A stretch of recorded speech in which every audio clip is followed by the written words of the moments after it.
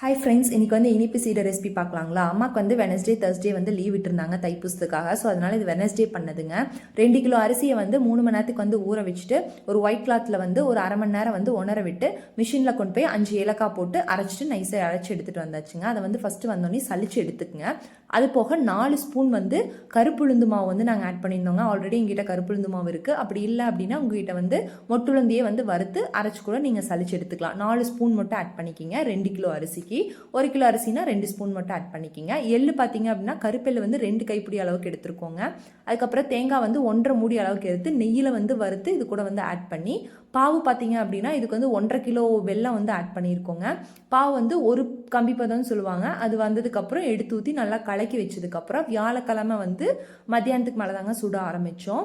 இதுக்கு வந்து சின்ன சின்னதாக பால்ஸாக உருட்டி நம்ம வந்து எண்ணெயில் போட்டு எடுத்தால் சீடை மாவு வந்து ரெடிங்க. கண்டிப்பாக வந்து ட்ரை பண்ணி பாருங்கள். பாய்.